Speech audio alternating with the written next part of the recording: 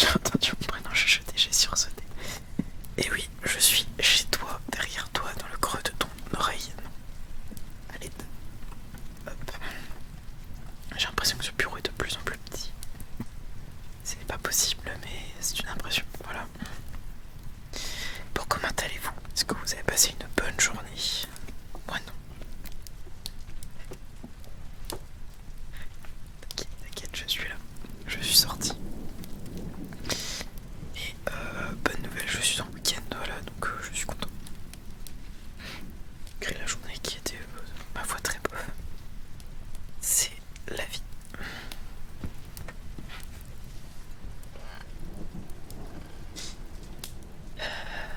Chou tomate. Oui, bah oui. Et ben, bienvenue au club du coup.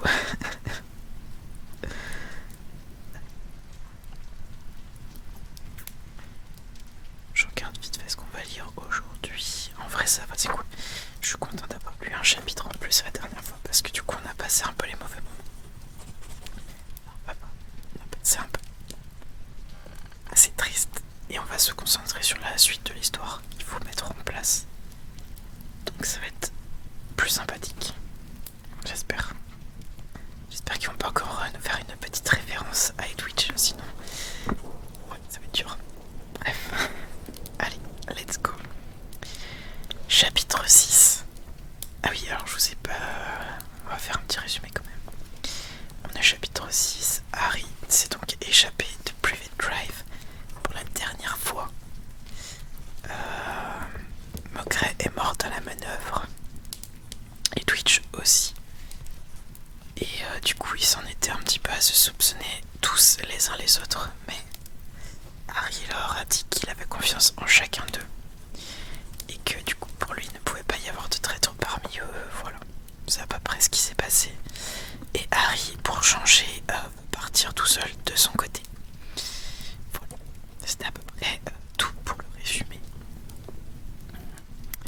Chapitre 6. La goule en pyjama. Dans les jours qui suivirent, le choc provoqué par la mort de Voleuil hantait la maison. Harry s'attendait toujours à le voir franchir la porte de derrière de son pas claudiquant, comme les autres membres de l'ordre qui entraient et sortaient pour apporter des nouvelles. Harry sentait que seule l'action pourrait atténuer le chagrin et la culpabilité qu'il éprouvait. Il devait se lancer le plus vite possible dans sa mission de chercher et de détruire les Horcruxes. De toute façon, tu ne peux rien tenter au sujet des... Ron formait silencieusement le mot sur les lèvres Horcrux. Avant d'avoir 17 ans, tu es toujours soumis à la trace. Et on peut établir des plans ici aussi bien que n'importe où ailleurs, non? À moins que... Il baissa la voix en murmurant. Tu ne saches déjà où sont les tu sais quoi. Non, je n'en sais rien, avoua Harry. Je crois qu'Hermione a fait quelques recherches, poursuivit Ron. Elle m'a dit qu'elle attendait que tu sois là pour en parler.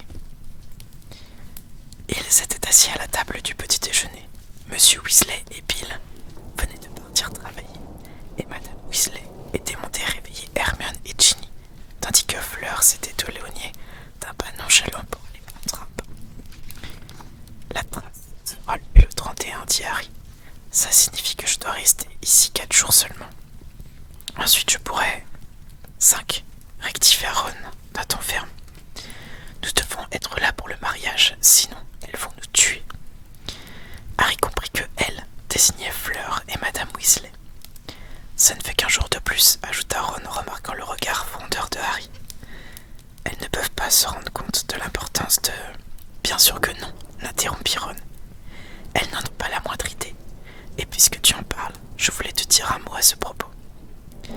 Il jeta un coup d'œil vers le couloir pour s'assurer que Madame Weasley n'allait pas revenir tout de suite. Puis, se pencha vers Harry. Maman a essayé de nous faire parler, Hermione et moi. Elle veut savoir quels sont nos projets. La prochaine fois, c'est avec toi qu'elle essaiera, alors prépare-toi. Papa et Lupin nous ont posé des questions eux aussi. Mais quand on leur a répondu que Dumbledore t'avait commandé de ne rien dire à personne en dehors de nous, ils ont laissé tomber. Maman, elle, insiste. Elle est bien décidée à savoir. Quelques heures plus tard, la prédiction de Ron se vérifia. Peu avant le déjeuner, Madame Weasley emmena Harry à l'égard des autres, en lui demandant de l'aider à identifier une chaussette solitaire qui, d'après elle, était peut-être tombée de son sac à dos.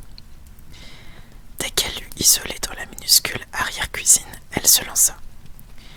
Ron et Hermione pensaient que vous allez abandonner Poudlard tous les trois, commenta-t-elle d'un ton léger, détaché.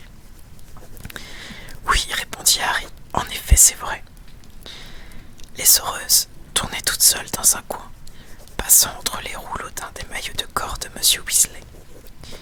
Puis-je te demander pourquoi vous laissez tomber vos études, reprit Madame Weasley. Eh bien, Dumbledore m'a laissé des choses à faire, marmonna Harry. Et Hermione sont au courant et veulent venir avec moi. Quelle sorte de choses? Désolé, mais je ne peux pas. Pour te parler franchement, j'estime qu'Arthur et moi avons le droit de savoir, et je suis sûre que Monsieur et Madame Granger seraient d'accord avec moi, répliqua Madame Weasley. Harry avait redouté une attaque du genre, pas inquiet. Il se força de la regarder dans les yeux et remarqua qu'ils avaient exactement la même couleur marron que ceux de Ginny, ce qui ne l'aidait pas. Dumbledore ne voulait pas que quiconque d'autre que soit au courant, Madame Weasley. Je suis désolée. Ron et Hermione ne sont pas obligés de venir avec moi. C'est eux qui l'ont décidé. Je ne vois pas pourquoi toi tu devrais partir, répliqua sèchement Madame Weasley. Abandonnons à présent tous vos semblants. Vous êtes à peine majeurs tous les trois. C'est de la pure. Si Dumbledore avait une tâche à accomplir, il avait l'ordre tout entier à sa disposition. Harry, tu as du mal comprendre ce qu'il te disait. Et il t'a sans doute parlé de quelque chose qu'il voulait voir réaliser. Et tu as cru qu'il te demandait à toi de...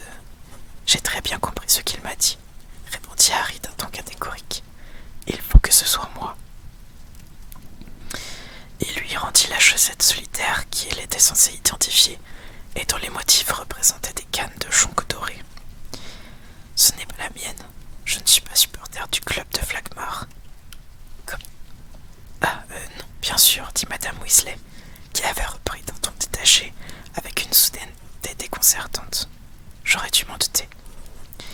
Eh bien, Harry, pendant que tu es encore là, peut-être accepteras-tu de nous aider un peu à préparer le mariage de Bill et Fleur?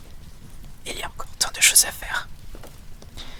Mais, bien entendu, répondit Harry, décontenancé par ce brusque changement de sujet. C'est très gentil à toi, répliqua-t-elle. Elle lui sourit et sortit de l'arrière-cuisine. À compter de ce moment, Madame Weasley donna tant de travail à Harry, Ron et Hermione pour aider aux préparatifs du mariage qu'ils n'avaient presque plus le temps de réfléchir.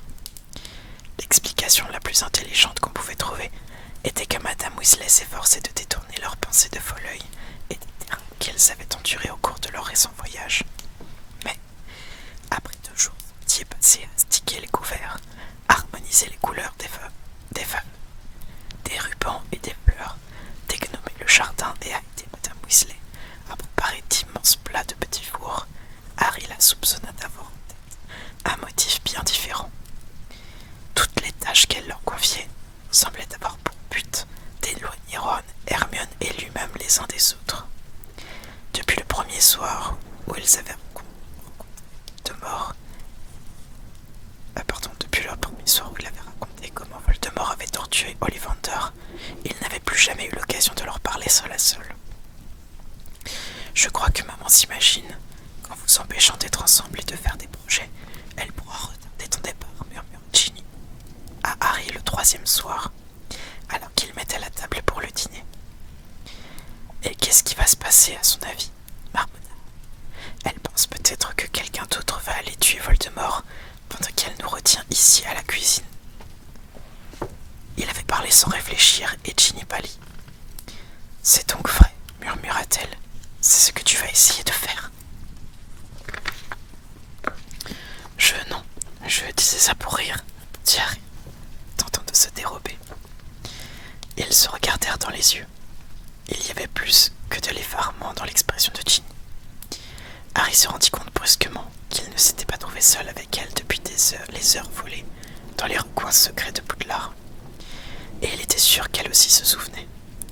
Tous deux sursautèrent lorsque la porte s'ouvrit pour laisser passer M. Weasley, Kingsley et Bill. D'autres membres de l'ordre venaient souvent dîner désormais, car le terrier remplaçait le doux Squire Grimmauld comme quartier général.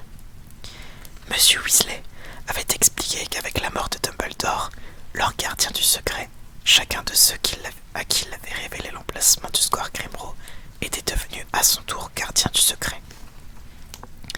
Et comme nous sommes une vingtaine dans ce cas, le pouvoir du sortilège de Fidelitas s'en trouve considérablement affaibli. Les Mange-Morts ont 20 fois plus de chances d'arracher le secret à quelqu'un. Nous ne pouvons donc plus compter bien dessus longtemps.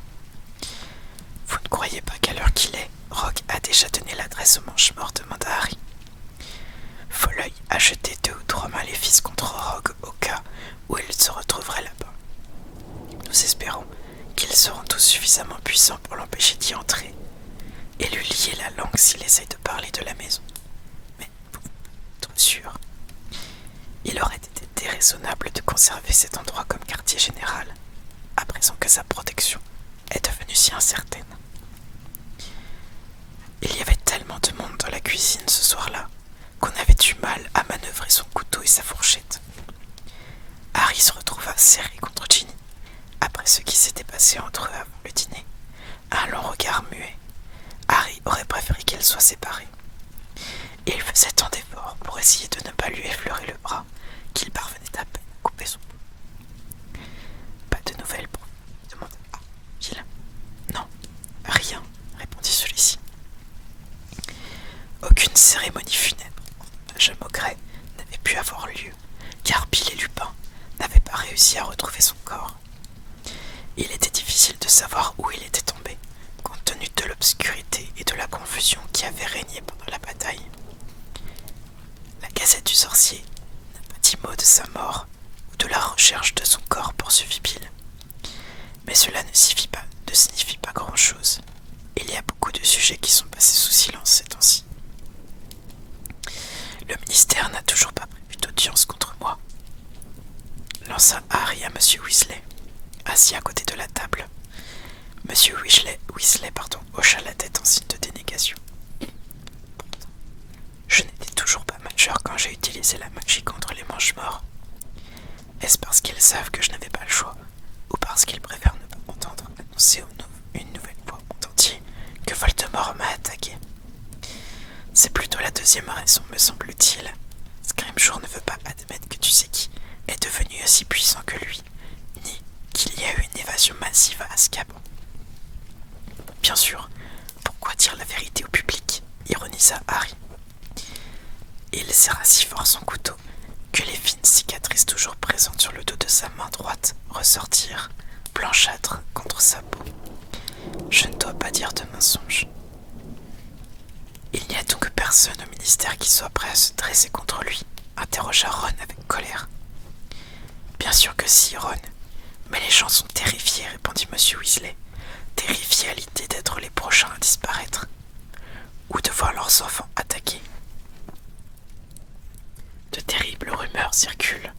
Pour ma part, je ne pense pas que le professeur des études moldues à Poudlard ait démissionné. On ne l'a plus depuis des semaines. Pendant ce temps, Scrimgeour reste toute la journée enfermé dans son bureau. J'espère simplement qu'il travaille à un plan d'action. Il y eut un silence, et Madame Weasley mit à profit pour débarrasser par magie les assiettes vides et servir la tarte au pain. Il faut décider comment on va te déguiser, Harry, dit Fleur, lorsque tout le monde eut mangé son dessert. Pour le ajouta-t-elle devant son air interrogateur. Oh, bien sûr, il n'y aura aucun mange-mort parmi nos invités, mais nous ne pouvons pas garantir que personne ne laissera échapper quelque chose à ton sujet après avoir bu du champagne. Harry en conclut qu'elle le soupçonnait toujours Hagrid. Oui, c'est vrai, lança Madame Weasley au bout de la table où elle était assise. Ses lunettes perchées sur le bout de son nez, elle examina une immense liste de tâches à accomplir qu'elle avait griffonnées sur un très long morceau de parchemin. Ron, tu as rangé ta chambre. Pourquoi? S'exclama-t-il. Il jeta bruyamment sa cuillère sur la table et regarda sa mère d'un œil mauvais. Pourquoi faudrait-il que je range ma chambre? Elle nous convient très bien telle qu'elle est à Harry et à moi. Dans quelques jours, nous allons célébrer ici le mariage de ton frère, jeune homme. Et ils vont se marier dans ma chambre, lança Ron avec fureur. Non, alors pourquoi? Par les glands de Merlin, putain. Ne parle pas comme ça à ta mère, trancha Monsieur Weasley d'un ton ferme, et fais ce qu'on te dit. Ron regarda ses parents, puis il reprit sa cuillère et s'attaqua aux petits morceaux de tarte qui restaient dans son assiette. Je peux t'aider. Il y a une petite partie du dessert qui est à moi, dit Harry à Ron, mais Madame Weasley l'interrompit. Non, Harry, mon chéri, je préférerais que tu aides Arthur à nettoyer le poulailler. Et toi, Hermione, tu me rendrais un grand service si tu voulais bien changer les draps pour monsieur et madame de la cour, et elles arrivent demain matin à 11h. Mais il a paru que s'occuper des poules ne demandait pas beaucoup de travail. Inutile d'en parler à Molly, dit monsieur Weasley à Harry, en bloquant l'accès au poulailler. Mais, Tonks m'a envoyé une bonne partie de ce qui restait de la moto de Sirius et j'ai caché, ou plutôt j'ai rangé tout ça ici. Des pièces splendides, il y a un pot d'échappement, je crois que c'est comme ça qu'on dit, une batterie magnifique. Et puis-je avoir une occasion unique de découvrir comment marchent des freins? J'essaierai de le remonter comme Moline, quand j'aurai un peu de temps. Lorsqu'ils revinrent dans la maison, Madame Weasley n'était pas là, et Harry en profita pour monter silencieusement l'escalier et rejoindre Ron dans sa chambre sous les toits. Oui, ça y est, je suis en train de ranger. Ah, c'est toi, dit Ron, soulagé en voyant entrer Harry. Ron se rallongea sur le lit qu'il venait manifestement de quitter. La pièce était toujours dans le même désordre qu'au cours de la semaine. Le seul changement, c'était qu'Hermione se trouvait à présent assise sur le coin opposé. Patron, son chat orange au poil touffu, blottit à ses pieds. Elle était occupée à répartir en deux énormes piles des livres parmi lesquels Harry reconnut quelques-uns des siens. « Salut Harry, dit-elle, tandis qu'elle s'asseyait dans son lit de camp. « Et toi, comment as-tu fait pour t'échapper ?»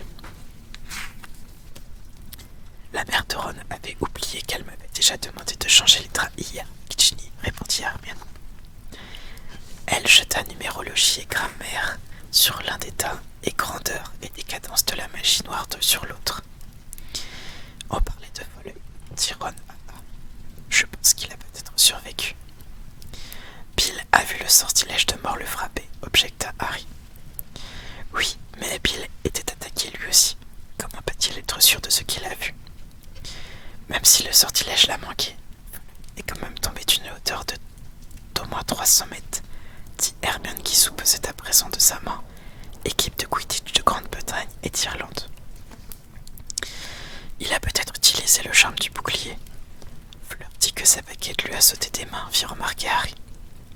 Très bien, si vous tenez absolument à ce qu'il soit mort, grommela Ron avec mauvaise humeur, en frappant son oreiller d'un coup de poing pour lui donner une forme plus confortable. Bien sûr que non. On ne tient pas à ce qu'il soit mort, protesta Hermione choquée. C'est horrible qu'il soit mort, mais nous sommes réalistes. Pour la première fois, Harry imagina le corps de Folleuil brisé, comme l'avait été celui de Dumbledore, mais toujours avec son œil tournoyant dans son orbite. Il eut une réaction de dégoût, en même temps qu'une bizarre envie de rire. Les Mange-Morts ont sans doute fait le ménage derrière eux. C'est pour ça que personne n'a trouvé son corps, conclut Ron avec sagesse. Ouais, dit Harry, comme Barty Croughton transformé en os et enterré dans le jardin de Hagrid. Ils ont sans doute métamorphosé Maugrey et l'ont empaillé. Ne dis pas des choses pareilles, couina Hermione. Surpris, Harry se tourna vers elle et la vit fondre en larmes. Oh non, s'exclama Harry en se débattant pour se relever sur son vieux lit de camp. Hermione, je ne voulais pas te faire de la peine. Mais dans un grincement sonore de vieux ressorts rouillés, Ron avait bondi du lit et arriva avant Harry auprès d'Hermione. Il lui passa un bras autour des épaules, puis, plongea la main dans sa poche de son jean et en sortit un mouchoir répugnant qu'il avait utilisé un peu plus tôt pour nettoyer le four. Tirant hâtivement sa baguette magique, il la pointa sur le chiffon et prononça la formule. Tergeo. La baguette aspira la plus grande partie de la graisse qui imbibait le tissu. L'air plutôt content de lui, Hermione tendit à Hermione le mouchoir qui fumait légèrement. Ah, merci Ron, je suis désolée. Elle se moucha et eut un hoquet. C'est tellement affreux. Juste après Dumbledore, je n'avais jamais imaginé que Folleuil puisse mourir. Il paraissait si solide. Je sais, soupira Ron, qui la serra contre lui. Mais tu sais bien ce qu'il dirait s'il était là. Vigilance constante, répondit Hermione en s'essuyant les yeux. Exactement, approuva Ron avec un hochement de tête. Il nous dirait de tirer les leçons de ce qui lui est arrivé. Et la leçon que j'ai tirée, c'est de ne jamais faire confiance à ce lamentable petit trouillard de Montagus. Hermione fut secouée d'un petit éclat de rire et se pencha en avant pour prendre 2 autres livres. Un instant plus tard, Ron lui lâcha brusquement l'épaule. Elle lui avait fait tomber sur le pied le monstrueux livre des monstres. L'ouvrage se libéra de sa ceinture, qui le maintenait fermé, et le fit claquer férocement. Sur les bords de la reliure, telles des mâchoires qui se refermaient sur la cheville de Ron. Je suis désolée, cria Hermione tandis que Harry arrachait le livre de la jambe de Ron et l'attachait à nouveau. D'ailleurs, qu'est-ce que tu fabriques avec tous ces livres interrogea Ron, qui retournait vers son lit d'un pas claudiquant. J'essaye de décider quels sont ceux que je vais emporter, répondit Hermione, que nous serons partis à la recherche des Horcruxes. Ah oui, bien sûr, dit Ron, en se frappant le fond du plat de la main. J'avais oublié que nous devions attaquer Voldemort avec une librairie ambulante. Ha ha, très drôle, répliqua Hermione. Elle examina le syllabaire Lune rousse. Je me demande, aurons-nous besoin de traduire des runes? Peut-être. Je pense que nous devrions le prendre pour être plus sûrs. Elle laissa tomber le syllabaire, sur le plus haut des 2 tas et prit l'histoire de Poudlard. Écoutez, dit Harry. Il s'était redressé, assis sur son lit. Ron et Hermione le regardèrent avec le même mélange de résignation et de défi. Je sais bien qu'après l'enterrement de Dumbledore, vous m'avez dit que vous vouliez venir avec moi, commença Harry. Et ça y est, c'est reparti, lança Ron à Hermione, levant les yeux au ciel. On savait qu'on y aurait droit, soupira Hermione en se tournant à nouveau vers ses livres.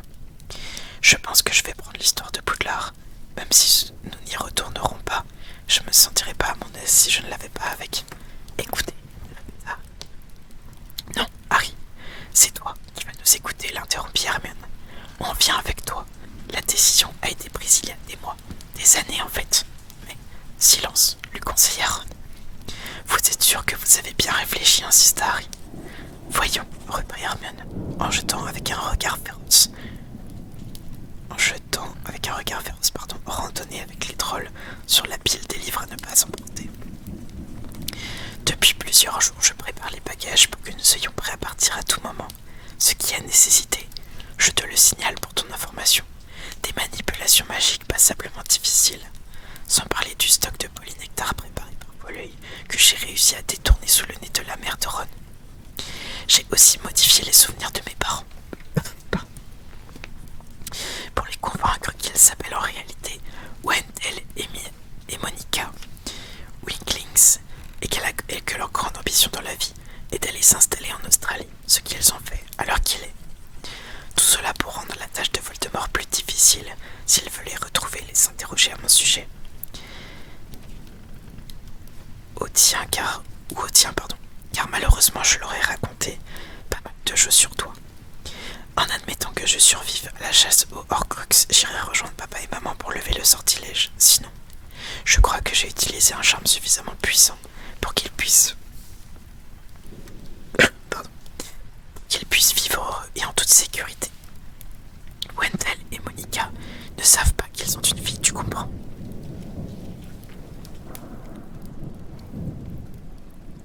Les yeux d'Hermione étaient à nouveau empués de larmes. Ron se le releva de son lit, la prit encore une fois par les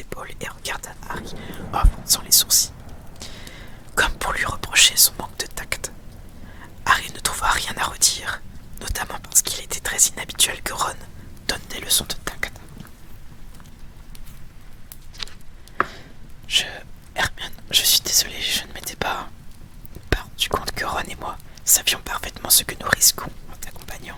Eh bien oui, nous le savons. Ron, montre à Harry ce que tu as fait. Non, il vient de manger, répondit Ron. Vas-y, il faut qu'il sache. Bon, d'accord, viens Harry. Pour la deuxième fois, il ôta son bras des épaules d'Hermione et s'avança d'un pas lourd vers la porte. Allez, viens. Où demanda Harry en suivant Ron dans le minuscule couloir. Descendo, marmonna Ron, sa baguette pointée sur le plafond. Une trappe s'ouvrit, juste au-dessus de leur tête, et une échelle glissa à leurs pieds. Un horrible son, moitié gémissant, moitié bruit de succion, leur parvint à travers l'ouverture, en même temps que se répandait une odeur infecte, semblable à celle d'une bouche d'égout. C'est votre cool, demanda Harry. Il n'avait jamais vraiment vu la créature qui troublait le silence de la nuit. Ouais, répondit Ron, grimpant l'échelle. Viens jeter un coup d'œil. Harry monta derrière Ron les quelques barreaux de l'échelle qui menaient dans le minuscule espace du grenier. Il avait passé la tête et les épaules dans l'ouverture lorsqu'il aperçut la créature, poltonnée à un ou 2 mètres de lui, profondément endormie dans la pénombre, la bouche largement ouverte. Mais elle, on dirait, c'est normal qu'une coule porte un pyjama. Non, répondit Ron. Il n'est pas non plus normal qu'elle ait des cheveux roux et le visage couvert de pustules. Harry contemplait la créature avec un certain dégoût. Elle aurait une taille et une forme humaine, et maintenant, les yeux de Harry s'étaient habitués à l'obscurité, et il vit clairement qu'elle était vêtue d'un vieux pyjama de Ron. Il savait par ailleurs que les coules étaient généralement visqueuses et chauves, plutôt que chevelues, et recouvertes de cloques violettes visiblement enflammées. Tu vois, c'est moi, dit Ron. Non, je ne vois pas, répondit Harry. Je t'expliquerai quand on sera revenu dans la chambre, je ne supporte pas l'odeur. Et ils redescendirent l'échelle que Ron fit remonter dans le plafond et rejoignirent Hermione toujours occupée à trier les livres. Quand nous serons partis, la goule viendra habiter dans ma chambre, dit Ron. Je crois qu'elle en a très envie. Il est difficile d'en être sûr parce qu'elle ne sait que gémir et baver, mais elle hoche frénétiquement la tête chaque fois que j'en parle. En tout cas, elle est censée être moi, atteinte d'éclabouille. Bon plan, non?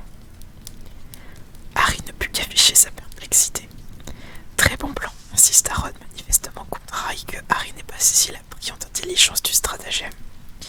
Réfléchis. Quand on s'apercevra que nous ne revenons pas à Poudlard, tout le monde pensera que nous sommes restés avec toi, Hermione et moi, d'accord? Ce qui signifie que les Mangemorts iront directement voir nos familles pour essayer d'obtenir des informations sur l'endroit où tu te trouves. Si tout se passe bien, ils croiront que je suis partie avec mes parents, dit Hermione. En ce moment, on entend beaucoup parler de sorciers némoldus qui partent aller se cacher quelque part. Il est impossible de cacher toute ma famille. Ça paraîtrait trop louche, reprit Ron. Et d'ailleurs, ils ne peuvent pas quitter leur travail. On va donc faire courir le bruit que je suis atteint d'une éclabouille grave et que je ne peux pas colle. Si quelqu'un passe vérifier, maman ou papa trouvera la goule recouverte de pustules dans mon lit. L'éclabouille est très contagieuse parce que personne ne se risquera à approcher. Et peu importe que la goule soit incapable de dire un mot parce que de toute façon, on ne peut plus parler. Le champignon se répand dans la huette, jusqu'à la luette. Tes parents sont d'accord avec ce plan, demanda Harry. Papa, oui. Il a été Fred et George à transformer la goule. Maman, tu la connais. Elle n'acceptera jamais l'idée qu'on s'en aille, donc on ne sera pas vraiment parti. Il y eut un long silence, brisé seulement par le léger bruit mat que produisait en tombant les livres qu'Hermione continuait de jeter sur une pile ou sur l'autre. Ron restait assis à l'observer, tandis que Harry les regardait tour à tour, incapable de prononcer la moindre parole. Les mesures qu'ils avaient prises pour protéger leur famille constituaient la meilleure preuve qu'ils étaient vraiment décidés à partir avec lui, en étant pleinement conscients des dangers qui les attendaient. Il aurait voulu leur dire que tout ce que cela signifiait pour lui, mais il ne trouvait pas de mots assez forts. Dans le silence, leur parvinrent les clameurs étouffées de Madame Weasley qui criait quatre étages plus bas. Ginny a sans doute oublié un grain de poussière sur un rond de serviette à 3 sous, dit Ron. Je ne vois pas pourquoi, seulement que les Delacour arrivent 2 jours avant le mariage. La sœur de Fleur sera demoiselle d'honneur. Elle doit être là pour les répétitions, et elle est trop jeune pour venir toute seule, répondit Hermione, qui examinait d'un air indécis le spectre de la mort. À part des invités n'aidera pas maman à calmer son stress, remarqua. Sans hésiter, Hermione jeta à la corbeille théorie des stratégies de défense magique, mais conserva le guide des écoles de sorcellerie en Europe. Ce que nous devons vraiment décider, dit-elle, c'est notre destination quand nous partions d'ici. Je sais que tu voulais d'abord aller à Godric's Hollow, Harry, et je comprends pourquoi, mais... Enfin bon. Est-ce que notre priorité ne devrait pas être les Horcruxes? Je suis d'accord avec toi. Si nous savons où trouver un, répondit Harry. Il ne pensait pas qu'Hermione comprenait véritablement son désir de retourner à Godric's Hollow. Ce n'était pas seulement la tombe de ses parents qui l'habitait là-bas, qui l'attirait là-bas. Il avait aussi le sentiment inexplicable mais profond que cet endroit pouvait apporter des réponses à ses questions. Peut-être tout simplement parce que c'était là qu'il avait survécu au sortilège de la mort du Seigneur des Ténèbres. À présent qu'il était mis au défi de renouveler cet exploit, Harry éprouvait le besoin de retourner vers le lieu où il s'était produit pour essayer de comprendre. Ne crois-tu pas que Voldemort pourrait surveiller Godric's Hollow, s'inquiétait Hermione. Il s'attend peut-être à ce que tu y retournes pour voir la tombe de tes parents, maintenant que tu peux y aller où tu veux. Harry n'y avait pas pensé, tandis qu'elle s'efforçait de trouver un argument à lui opposer. Ron parla à son tour, réfléchissant manifestement à voix haute. La personne qui a signé R.A.P., dit-il. Tu sais, celui qui a volé le médaillon. Hermione acquiesça d'un signe de tête. Dans le mot qu'il a laissé, il a écrit qu'il allait le détruire, c'est bien ça. Harry tira vers lui son sac à dos et en sortit le faux Horcrux qui contenait toujours le message R.A.P. J'ai volé le véritable Horcrux et j'ai l'intention de le détruire dès que je le pourrai, lui Harry à haute voix.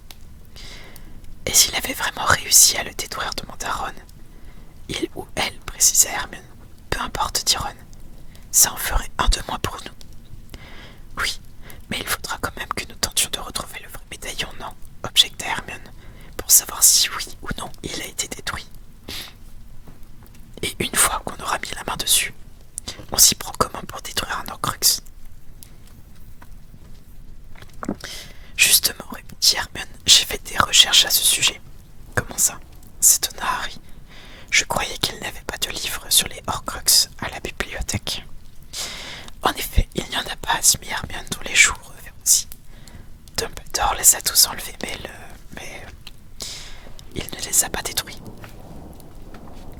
Ron se redressa, les yeux écarquillés par le biais de son Merlin. Comment as-tu fait pour dénicher des livres sur les Horcruxes? Attendez, je bois un coup.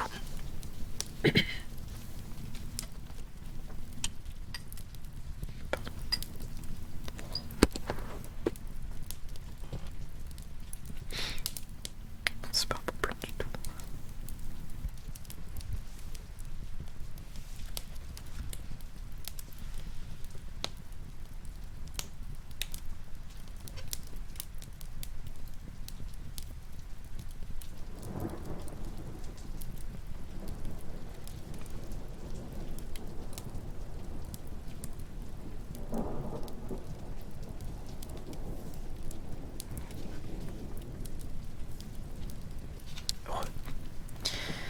Ce n'était pas du vol, assura Hermione en regardant successivement Harry et Ron d'un air éperdu. Ils appartiennent toujours à la bibliothèque, même si Dumbledore les a enlevés des étagères. Et d'ailleurs, s'il avait vraiment voulu que personne ne puisse les consulter, je suis sûre qu'il aurait été beaucoup plus difficile de... Viens-en au fait, s'exclama Ron. Eh bien, c'était facile, répondit Hermione d'une petite voix. J'ai simplement utilisé un sortilège d'attraction, vous savez, Accio. Et et ils sont aussitôt sortis par la fenêtre du bureau de Dumbledore, enfilant droit vers le dortoir des filles. « Quand tu fais ça ?» demanda Harry, qui fixait Hermione avec un mélange d'admiration et d'incrédulité. « Juste après son enterrement. L'enterrement de Dumbledore, expliqua Hermione d'une voix encore plus fluette. Juste après avoir pris la décision de quitter l'école pour retrouver les Horcruxes.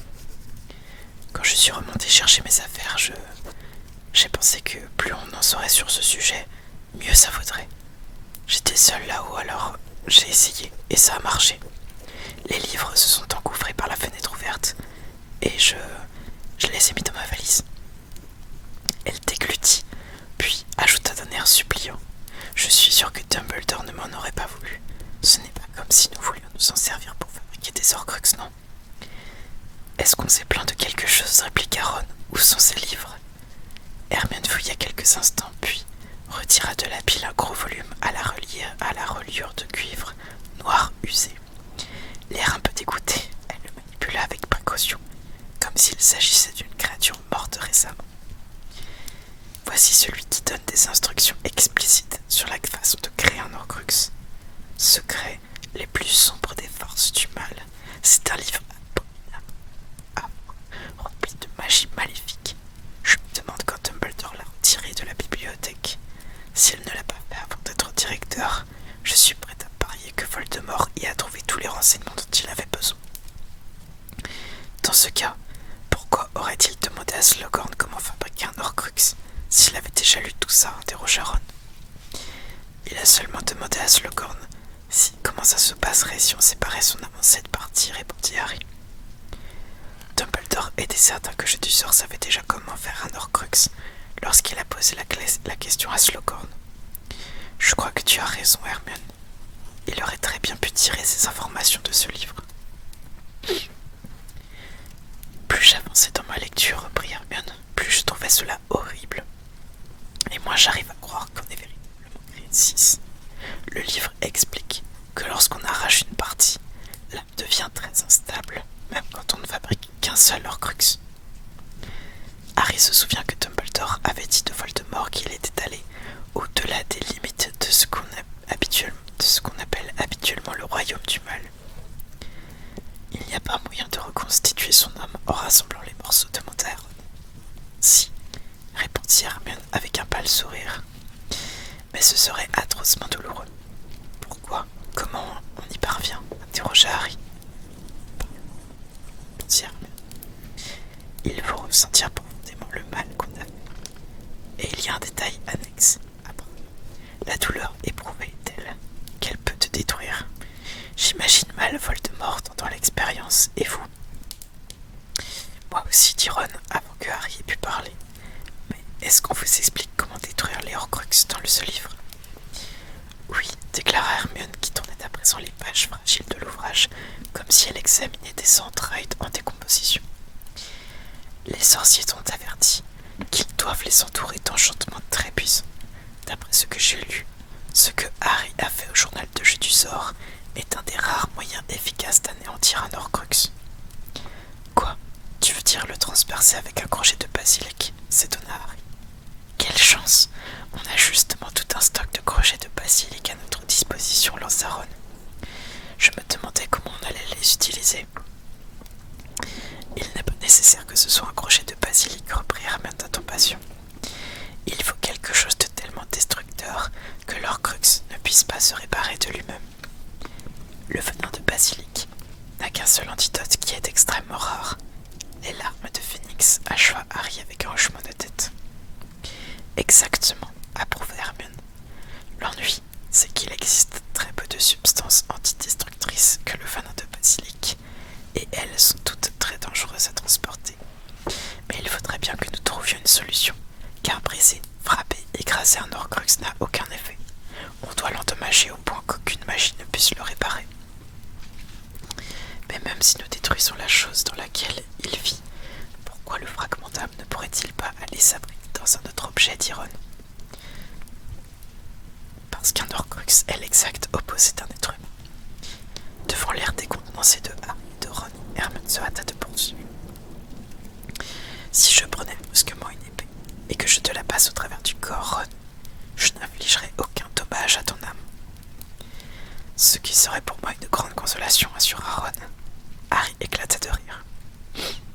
J'espère bien, mais ce que je veux démontrer, c'est que, quoi qu'il arrive à ton corps, ton âme reste intacte, continua Hermione. Avec un Horcrux, en revanche, c'est l'inverse. La survie du fragment d'âme qui y est enfermé dépend de sa contenance, de cette espèce de corps ensorcelé. Le morceau d'âme ne peut plus exister sans lui. Ce journal a eu l'air de mourir quand j'y ai enfoncé le crochet du basilic, confirma Harry en se souvenant de l'encre qui ruisselait comme du sang sur les pages transpercées et des hurlements poussés par le fragment de l'âme de Voldemort avant de disparaître. Une fois le journal véritablement détruit, le morceau d'âme qui y était enfermé ne pouvait survivre.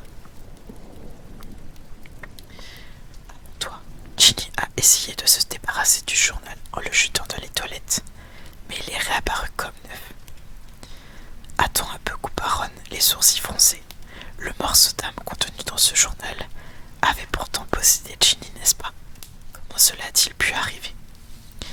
Tant que l'Horcrux est intact, le fragment d'âme qu'il contient peut pénétrer à l'intérieur d'une personne et en sortir à sa guise si cette personne s'approche trop près de l'objet. Je ne veux pas dire le toucher longtemps. Ce n'est pas une question de contact physique, ajouta-t-elle avant que Ron ait pu intervenir. Je veux plutôt parler d'une promiscuité émotionnelle. Ginny a ouvert son cœur à ce journal. Elle s'est rendue incroyablement vulnérable. On a de gros ennuis quand on s'attache trop à un Horcrux ou qu'on en devient dépendant. Je me demande comment Dumbledore s'y est pris pour détruire l'anneau d'Harry. Pourquoi ne lui ai-je pas posé la question? Je n'y ai jamais vraiment. Sa voix se perdit. Il pensait à tout ce qu'il aurait dû demander à Dumbledore. Depuis la mort du directeur de Poudlard, il avait l'impression d'avoir laissé passer trop d'occasions. Quand il était encore vivant, d'en savoir plus, de tout savoir. Le silence fut brutalement brisé par le fracas de la porte de la chambre qui s'ouvrit à la volée, en heurtant le mur avec tant de force qu'il en trembla. Hermione poussa un cri aigu et laissa sombrer les secrets les plus sombres des forces du mal. Patin sous le lit en crachant avec indignation. Ron se leva d'un bond, glissant sur un vieil emballage de choco grenouille et se cogna la tête contre le mur d'en face. Harry, d'un geste instinctif, se précipita sur sa baguette avant de s'apercevoir qu'elle se trouvait face à Madame Weasley, échevelée, le visage déformé par la rage. « Je suis désolée de troubler cette petite réunion intime, dit-elle, la voix frémissante. Je ne doute pas que vous ayez besoin de repos, mais figurez-vous qu'il y a dans ma chambre un tas de cadeaux de mariage qui ne demandent qu'à être triés. Or, il m'a semblé que vous étiez d'accord pour donner un coup de main. » « Ah oui, bien sûr, » s'exclama Hermione qui se leva aussitôt, l'air terrifié, en voyant les livres volés en tous sens. « Nous sommes désolés. » Elle lança un regard anxieux à Harry et à Ron, puis sortit de la pièce derrière Madame Weasley. « J'ai l'impression d'être un elfe de maison, » se plaignit Ron à voix basse, en se massant la tête. « Sauf que je n'ai pas la satisfaction du travail accompli. Plus vite ce mariage sera terminé, plus je serai content, ajouta-t-il, tandis qu'il emboîtait le pas en compagnie de Harry. « Ouais, » répondit celui-ci, « nous n'aurons plus rien d'autre à faire qu'à trouver les Horcruxes.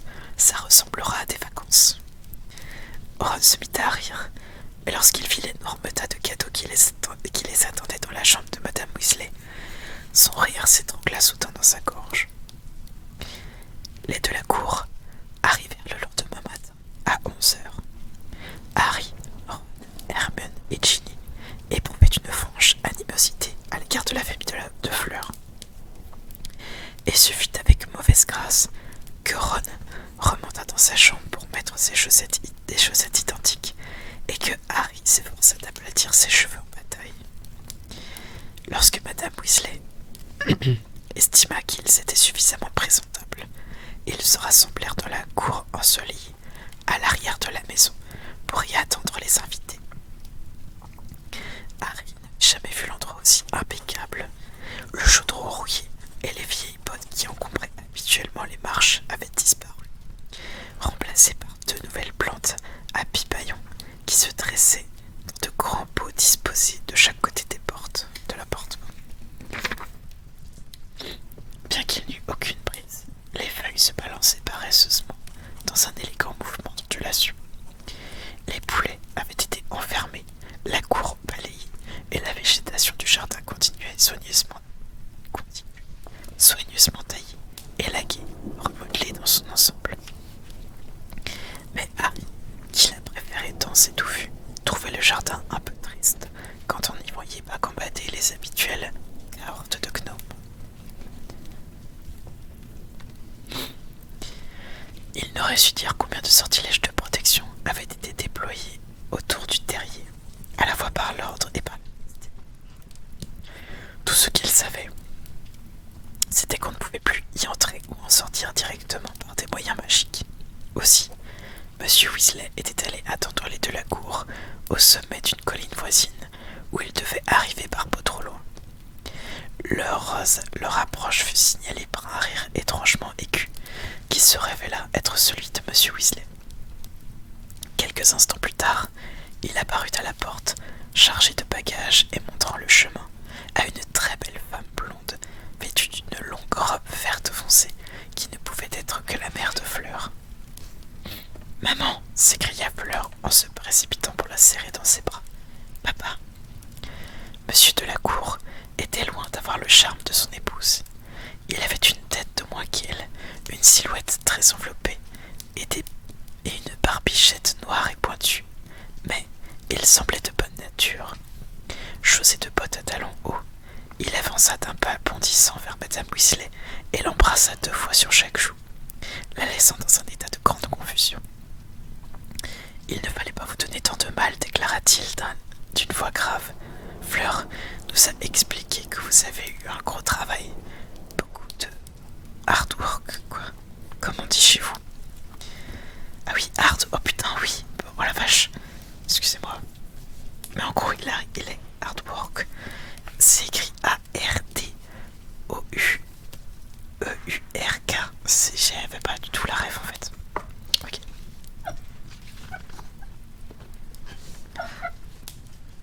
Oh, ce n'est rien, roucoula Madame Weasley. Nous ne sommes jamais donné aucun mal, c'est un plaisir. Ron se défoula en décochant un coup de pied à un gnome qui avait laissé passer sa tête derrière l'une des plantes à pipaillons. « Chère Milady !» s'exclama d'un air rayonnant Monsieur de la Cour, qui tenait toujours la main de Madame Weasley entre ses doigts potelés.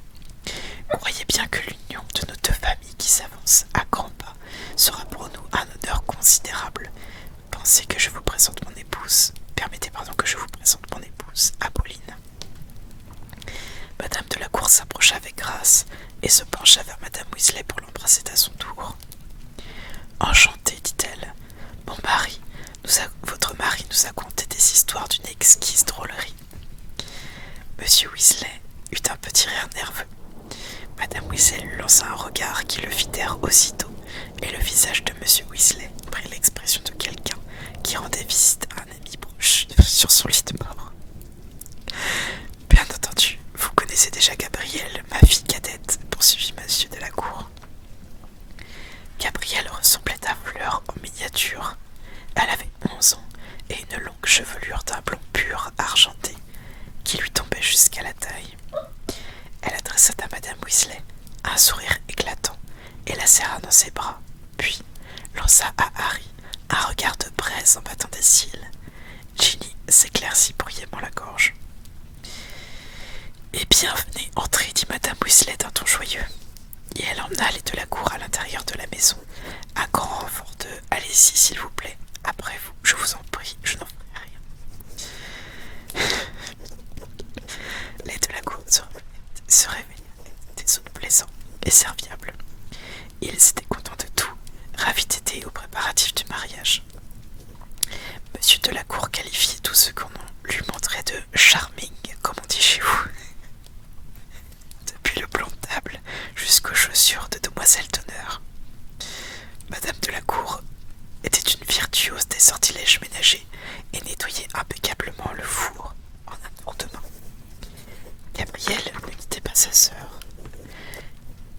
essayant d'apporter son aide de toutes les manières possibles, parlant sans cesse dans un français trop rapide pour qu'on puisse le comprendre. Le terrier n'était malheureusement pas conçu pour héberger tant de monde.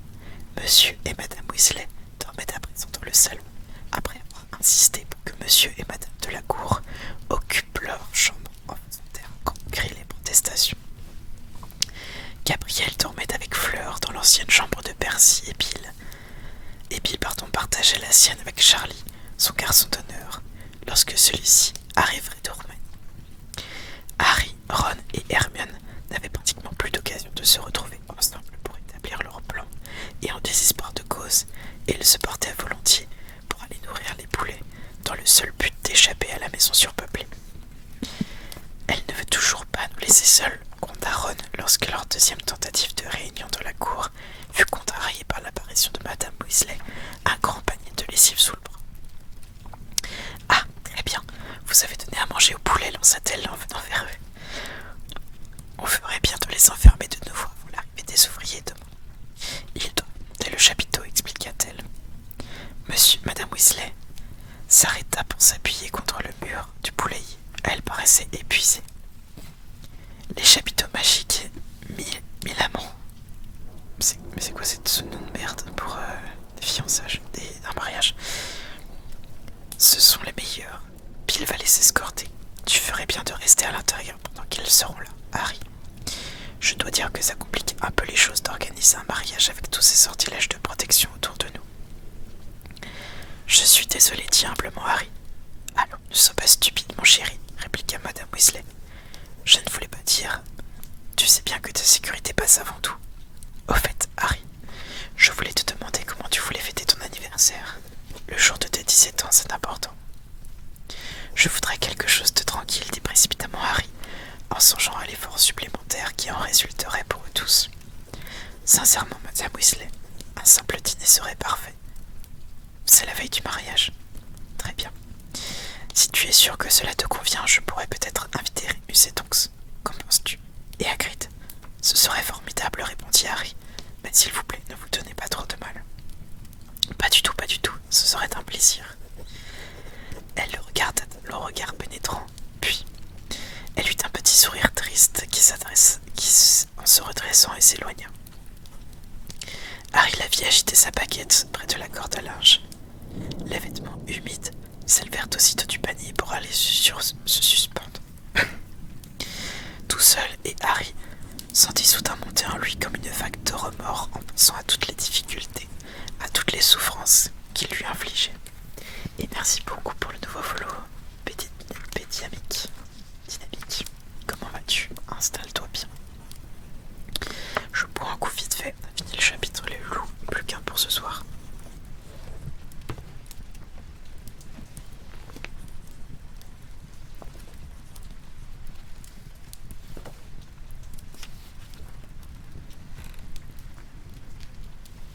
Merci, t'as vu que j'avais bugué. Hein. Merci beaucoup, Pédi. J'espère que tu vas te plaire ici en tout cas. Installe-toi bien. Chapitre 7. Le testament d'Albus Dumbledore. Il marchait le long d'une route de montagne, dans la lumière fraîche et bleue de l'aube. Loin au-dessous de lui, enveloppé de brume, il voyait l'ombre d'une petite ville. L'homme qu'il cherchait était là-bas, l'homme à qui il avait tant besoin de parler qu'il ne pensait plus guère à autre chose. L'homme qui détenait la solution à son problème.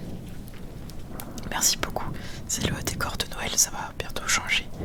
Mais voilà, j'aime bien, c'est mignon. C'est un cadeau d'une amie pour Noël. Et réveille-toi. Ah, avec les yeux. Il était à nouveau allongé sur le lit de camp, dans la chambre miteuse de Ron, sous les toits. Le soleil n'était pas encore levé, et la pièce était plongée dans la pénombre. Quoique Sigurd dormait, la tête sous son aile, minuscule. Harry sentait des picotements dans la cicatrice de son front. Oui, c'est elle qui a fait tout le design de la gender, même si je l'enlève. Ce sera aussi elle en fait. Tu verras du coup si tu restes. Ça va, je sais pas. Mais du coup le thème en général est plus galaxie. C'est pour ça que derrière c'est violet et tout. Parce que normalement c'est violet, violet un peu galaxie, avec des étoiles et tout. Tu verras ça. Tu murmurais dans ton sommeil. Ah bon? Oui. Tu n'arrêtais pas de répéter. Grigorovitch. Harry n'avait pas ses lunettes et le visage de Ron lui apparaissait légèrement flou. Qui est Grigorovitch? Je ne sais pas. C'est toi qui parlais de lui. Harry se massa le front, réfléchissant. Il avait la vague impression d'avoir déjà entendu ce nom, mais il ne se rappelait plus où. Je crois que Voldemort le recherche. Le malheureux, dit Ron sincère.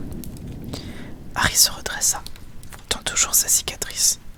Il était tout à fait réveillé à présent, et essaya de se souvenir exactement de ce qu'il avait vu dans son rêve. Mais tout ce qui lui revenait en mémoire, c'était un paysage de montagne et les contours d'un village niché au creux d'une vallée profonde.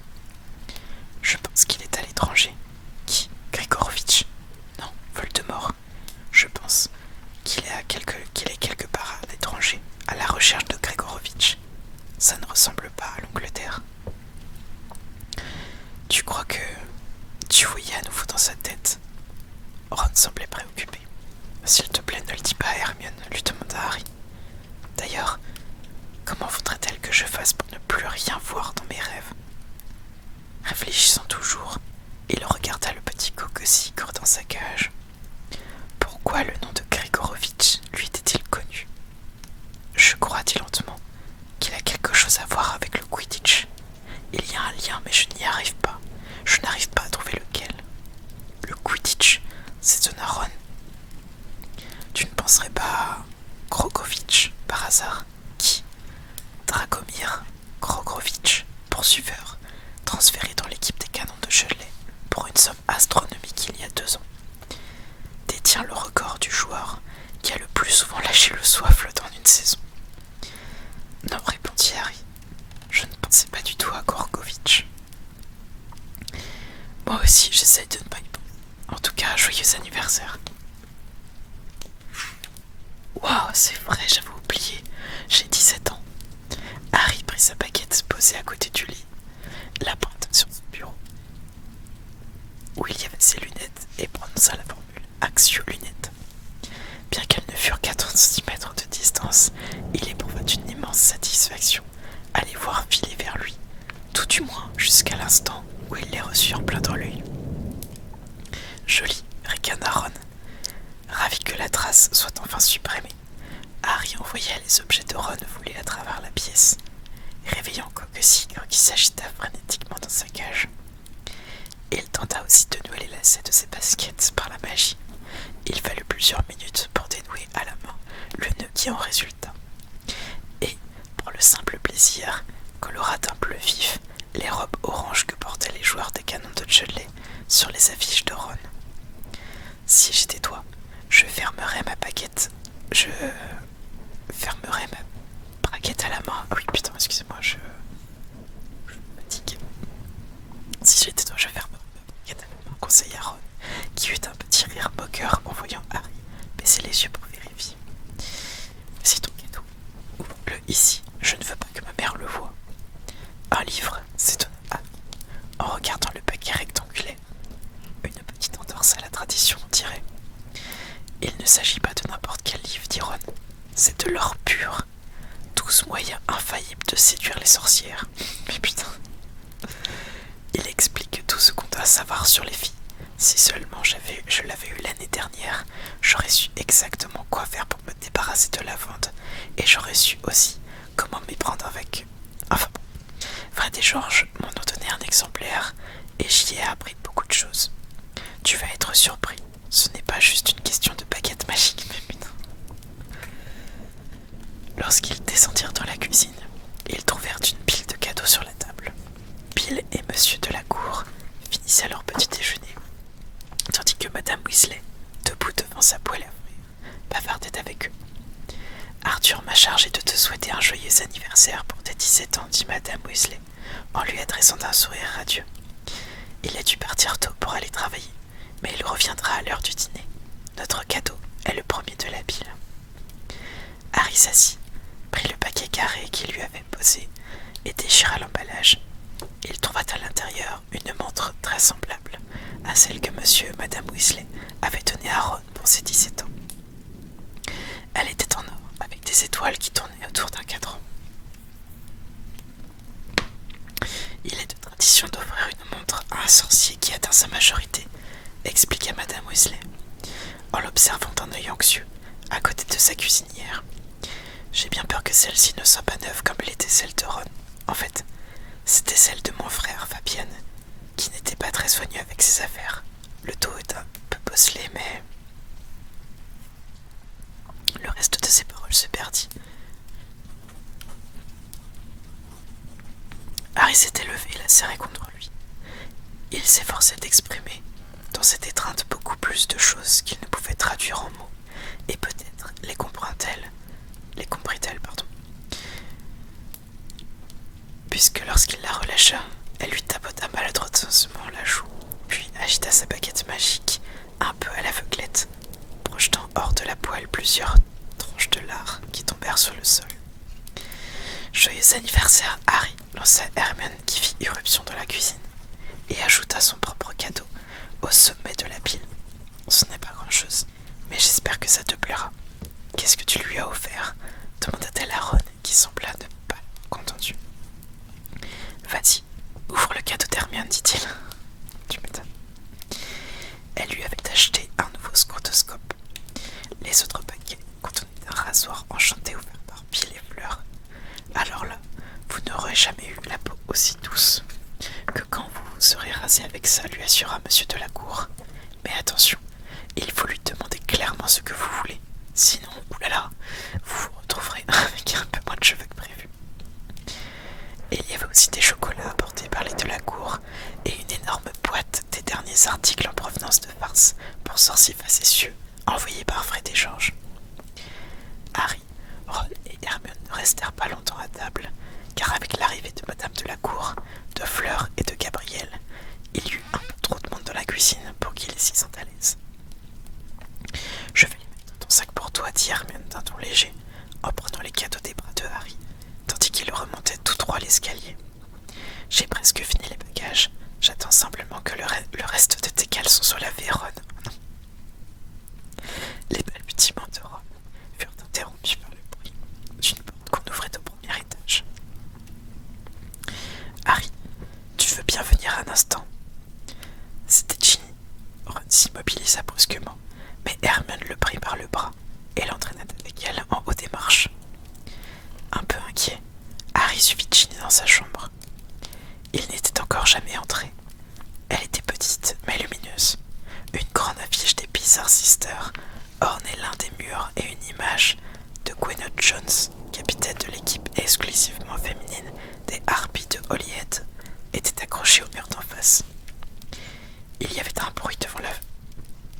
bureau devant la fenêtre ouverte qui donnait sur le verger où, l'année précédente, Ginny et lui avaient joué au Quidditch en double avec Ron et Hermione.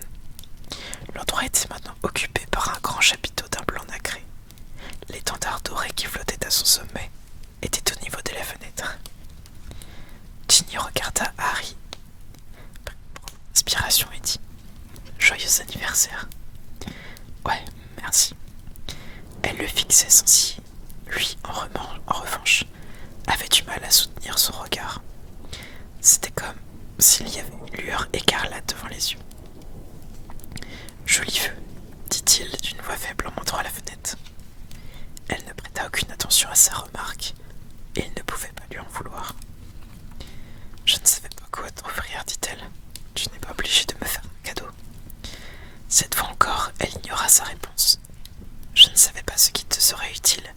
Rien de tant grand, parce que tu ne pourrais pas l'emporter avec toi. » Il risqua à lui jeter un regard.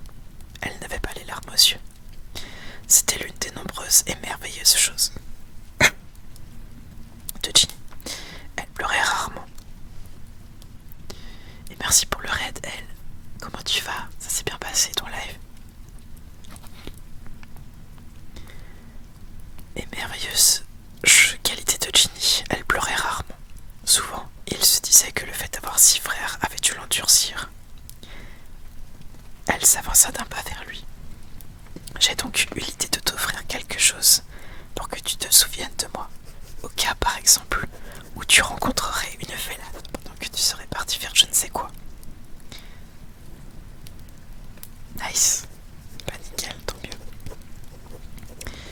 Pour être franc, je ne crois pas que j'aurai beaucoup d'occasions d'inviter des filles à dîner là où je serai. C'est l'espoir que j'avais, murmura-t-elle.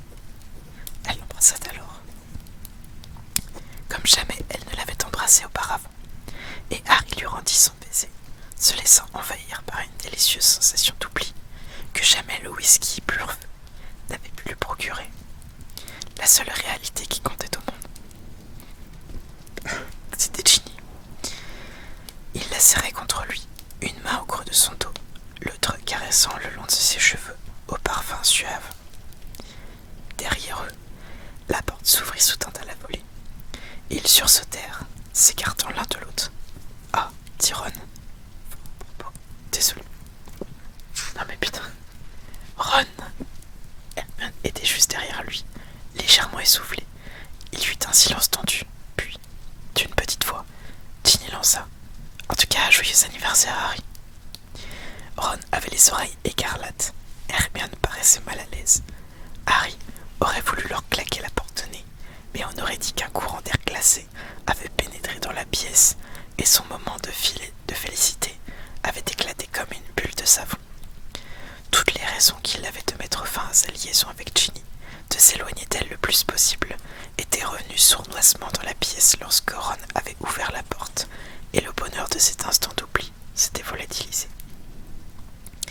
Il regarda Ginny, voulant lui dire quelque chose, même s'il ne savait pas quoi, mais elle lui avait tourné le dos. Il pensa que pour une fois peut-être, elle s'était laissée gagner. Devant Ron, cependant, il ne pouvait rien faire pour la consoler. « À tout à l'heure, dit-il, et il suivit les deux autres dans le couloir. Ron descendit les escaliers d'un air décidé, traversant la cuisine toujours bondée, et sortit dans la cour. Harry lui avait emboîté le pas, Hermione trottinant derrière eux, visiblement effrayée. Lorsqu'il eut atteint l'espace désert de la pelouse fraîchement tondue, Ron se tourna vers Harry. « Tu l'as laissée tomber. Pourquoi tu t'amuses avec elle maintenant ?»« Je ne m'amuse pas avec elle, protesta Harry, alors qu'Hermione les rejoignit. « Ron. » Mais Ron leva la main pour la faire taire. « Elle avait le moral à zéro quand tu as rompu. Moi aussi. Tu sais très bien pourquoi j'ai rompu. Ce n'était pas parce que j'en avais envie. » Oui, mais maintenant, tu vas dans sa chambre pour la pécoter, et elle va de nouveau s'imaginer des choses. Elle n'est pas idiote. Elle sait que c'est impossible. Elle ne s'attend pas à ce qu'on finisse mariés ou... En même temps qu'il parlait, Harry voyait surgir dans sa tête, l'image écarlate de Ginny, vêtue d'une robe blanche et se mariant avec un inconnu sans visage, grand et antipathique. Dans un instant de vertige, cette idée le frappa soudain. L'avenir de Ginny était libre, débarrassé de toute entrave alors que le sien, il n'avait devant lui que Voldemort. Si tu commences à la tripoter à la première occasion, ça n'arrivera plus, coupa d'un ton brusque. Le ciel était sans nuages, mais il avait l'impression que le soleil avait disparu. Ok, ajouta-t-il. Ron paraissait moitié indigné, moitié penaud. Il se balança d'avant en arrière sur ses talons, puis répondit. Bon, alors c'est... Ouais, d'accord. Ce jour-là, Ginny ne chercha plus à se retrouver en tête-à-tête avec Harry. Elle n'eut aucun regard, aucun geste qui puisse laisser croire qu'ils avaient partagé autre chose qu'une conversation polie quand ils s'étaient trouvés dans sa chambre. L'arrivée de Charlie fut toutefois un soulagement pour Harry. Elle lui offrit une distraction de choix lorsque Madame Weasley obligea son fils à s'asseoir dans un fauteuil et levant sa baguette d'un geste menaçant en lui annonçant qu'elle allait enfin avoir une bonne coupe de cheveux. Comme le dîner d'anniversaire de Harry aurait rempli à craquer la cuisine du terrier. Même avant l'arrivée de Charlie, Lupin, Tonks et Hagrid, des tables furent disposées bout à bout dans le jardin. Fred et George ensorcelèrent des lanternes violettes, toutes marquées du chiffre 17, pour qu'elles restent suspendues d'elles-mêmes dans les airs, au-dessus des invités. Grâce aux bons soins de Madame Weasley, La blessure de George était nette et propre, mais Harry ne s'était toujours pas habitué à voir un trou sombre sur le côté de sa tête, malgré les nombreuses plaisanteries des jumeaux à ce sujet. Hermione fit jaillir de l'extrémité de sa baguette des serpentins dorés et violets qui vinrent s'enrouler comme une véritable œuvre d'art autour des arbres et des buissons. Très beau, dit Ron, tandis que, d'un dernier mouvement de sa baguette, Hermione colorait d'or les feuilles de pommier sauvage. Tu as vraiment l'œil pour ces choses-là. Merci, Ron, répondit Hermione à la fois ravie et un peu perplexe. Ron se détourna, se souriant à lui-même. Il avait l'étrange impression que, lorsqu'il aurait le temps de le lire, il trouverait un chapitre sur les compliments dont 12 moyens infaillibles de séduire les sorcières. Il croisa le regard de Ginny et lui sourit avant de se rappeler sa promesse à Ron. Il s'empressa alors d'engager la conversation avec Monsieur Delacour. Attention devant, sa Madame Weasley d'une voix chantante. Elle franchit la porte du jardin, précédée d'un objet semblable à un vif d'or géant de la taille d'un ballon de plage qui flottait devant elle. Un instant plus tard, Harry s'aperçut qu'il s'agissait de son cadeau d'anniversaire que Madame Weasley préférait transporter par le désert à l'aide de sa baguette magique, plutôt que de prendre le risque de le porter elle-même sur son sol inégal. Quand le gâteau eut enfin atterri au milieu de la longue table, Harry s'exclama « Ça a l'air absolument magnifique, Madame Weasley. »« Oh, ce n'est rien, mon chéri, ajouta-t-elle d'un ton affectueux. » Par-dessus l'épaule de sa mère, Ron leva les 2 pouces vers Harry, en formant sur ses lèvres les mots « Très bon. » Vers 7 heures du soir, tous les invités étaient arrivés, sous la conduite de Fred et de George, qui les avaient attendus au bout de la route. Pour l'occasion, Hagrid portait son plus beau et horrible costume marron et pelucheux. Malgré le grand sourire que Lupin lui adressa en lui serrant la main, Harry trouva qu'il avait l'air malheureux. C'était curieux, car Tonks, qui se tenait à côté de lui, paraissait tout simplement radieuse. « Joyeux anniversaire, Harry, dit-elle en le serrant dans ses bras. « Alors, ça y est, tu as 17 ans, lança Hagrid, en prenant le verre de vin de la taille d'un seau que lui tendait Fred. « Ça fait 6 ans qu'on s'est vu pour la première fois. Harry, tu te souviens ?» Vaguement répondit celui-ci avec un sourire.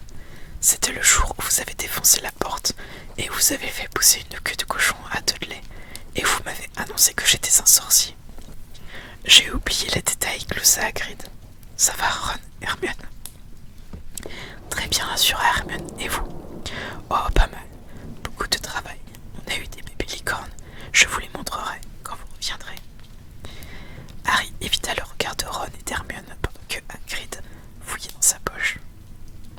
« Très bien, Harry, reprit Hagrid. Je savais pas quoi t'offrir, mais je me suis rappelé que j'avais ça. » Il sortit une petite bourse, à l'aspect légèrement douveteux, dotée d'un long cordon, destiné de toute évidence à être passé autour du cou. De la peau de moque. On peut cacher ce qu'on veut là-dedans, et seul son propriétaire peut récupérer ce qu'il y a mis. Ah, ce truc-là. Merci, Hagrid. Oh, c'est rien, dit-il en agitant une main de la taille d'un couvercle de poubelle. Et voilà Charlie. Je l'ai toujours bien aimé, celui-là. Hé, Charlie. Charlie s'approcha, passant les doigts d'un air un peu triste dans ses cheveux brusquement raccourcis. Il était plus petit que Ron, trapu, et ses bras musculeux portaient de nombreuses traces de coups de griffes et de brûlures. « Salut Hagrid, comment ça va? Ça fait une éternité que je voulais t'écrire. Comment va Norbert ?»« Norbert ?» s'exclama Charlie. « Le Norvégien à Crète. On l'appelle Norbetta maintenant. »« Quoi, Norbert? Une fille? » ?»« Eh oui, dit Charlie. »« Comment peut-on le savoir ?» interrogea Hermione. « Elles sont beaucoup plus féroces, répondit Charlie. Il regarda par-dessus son épaule et baissa la voix. « Je voudrais bien que papa se dépêche de revenir. Maman commence à s'inquiéter. » Ils se tournèrent tous vers Madame Weasley. Elle essayait de bavarder avec Madame Delacour, en jetant des coups d'œil répétés vers le portail. « Je crois que nous devrions commencer sans attendre Arthur, annonça-t-elle à la cantonade. Il a dû être retenu. Oh !» Ils la virent tous en même temps, une traînée de lumière qui vola en travers de la cour et atterrit sur la table, où elle se transforma en une police argentée. Se dressant sur ses pattes de derrière, elle parla avec la voix de M. Weasley. Le ministre de la magie va venir avec moi. Puis, le patronus se dissipa dans les airs alors que la famille de Fleur continuait de regarder la bouche bée, l'endroit où il venait de se volatiliser. Il ne faut pas que nous restions ici, dit Lupin. Harry, je suis désolé, je t'expliquerai plus tard. Il saisit Tonks par le poignet et l'entraîna avec lui. Ils allèrent jusqu'à la clôture, l'enjambèrent, puis disparurent. Madame Weasley sembla déconcertée. Le ministre, mais pourquoi, je ne comprends pas. Ils n'eurent cependant pas le temps d'en dire davantage. Une seconde plus tard, M. Weasley se matérialisa devant le portail, accompagné de Rufus Scrimgeour, immédiatement reconnaissable à sa crinière de cheveux grisonnants. D'un pas énergique, les deux nouveaux venus traversèrent la cour en direction du jardin et de la table éclairée par les lanternes, autour de laquelle tout le monde était assis en silence, les regardant s'approcher. Lorsque Scrimgeour s'avança dans la lumière, Harry remarqua qu'il paraissait beaucoup plus vieux que lors de leur dernière rencontre. Il avait l'air décharné, la mine sinistre. Désolé de toute cette intrusion, s'excusa Scrimgeour en marchant jusqu'à la table, d'un pas potillant. D'autant plus que je tombe en pleine fête à ce que je vois. Son regard s'attarda un instant sur le gâteau en forme de vif d'or géant. Tous mes vœux. Merci, répondit Harry. Je souhaiterais entretenir avec vous en particulier, poursuivit Scrimgeour, ainsi qu'avec Monsieur Ronald Weasley et Miss Hermione Granger. Nous. S'étonna Ron, pourquoi nous? Je vous expliquerai tout cela lorsque nous serons dans un lieu plus discret, dit le ministre. Pouvez-vous m'indiquer un tel endroit, demanda-t-il à Monsieur Weasley. Oui, bien sûr, répondit ce dernier, mal à l'aise. Le salon. Pourquoi ne pas vous installer là-bas? Montrez-nous donc le chemin, dit Scrimgeour à Ron. Il n'est pas nécessaire de nous accompagner, Arthur. Au moment où ils se levaient de table, Ron et Hermione, Harry vit M. Weasley échanger un regard inquiet avec Madame Weasley. Tandis qu'ils ouvraient la marche en silence, Harry sut que les deux autres pensaient la même chose que lui. Scrimgeour avait dû apprendre, d'une manière ou d'une autre, qu'ils avaient tous les trois l'intention d'abandonner Poudlard. Scrimgeour ne prononça pas un mot lorsqu'ils traversèrent la cuisine en désordre pour se rendre dans le salon du terrier. La tombée du jour baignait encore le jardin d'une lumière douce et dorée. La maison, en revanche, était déjà plongée dans l'obscurité. En entrant, Harry donna un petit coup de baguette vers les lampes à huile qui illuminèrent aussitôt la pièce un peu défraîchie, mais confortable. Scrimgeour s'assit dans le fauteuil défoncé que M. Weasley occupait ordinairement, laissant Harry, Ron et Hermione se serrer sur le canapé. Une fois qu'ils furent installés, Scrimgeour prit la parole. « J'ai des questions à poser à chacun d'entre vous, et je pense qu'il vaudrait mieux que je le fasse seul à seul, si vous voulez bien attendre en haut tous les deux. » Il montra Harry et Hermione. « Je commencerai par Ronald. »« Nous ne bougerons pas d'ici, répliqua Harry, approuvé par Hermione qui hocha vigoureusement la tête. « Vous nous parlerez à tous les trois, ou pas du tout. » Scrimgeour jaugea Harry d'un regard froid. Harry eut l'impression que le ministre se demandait s'il valait la peine d'ouvrir déjà les hostilités. « Très bien. Dans ce cas, restons ensemble, dit-il avec un haussement d'épaule. Il s'éclaircit la gorge avant de continuer. Comme vous le savez sûrement, c'est le testament d'Albus Dumbledore qui m'amène ici. Harry, Ron et Hermione échangèrent un regard. Apparemment, il s'agit d'une surprise.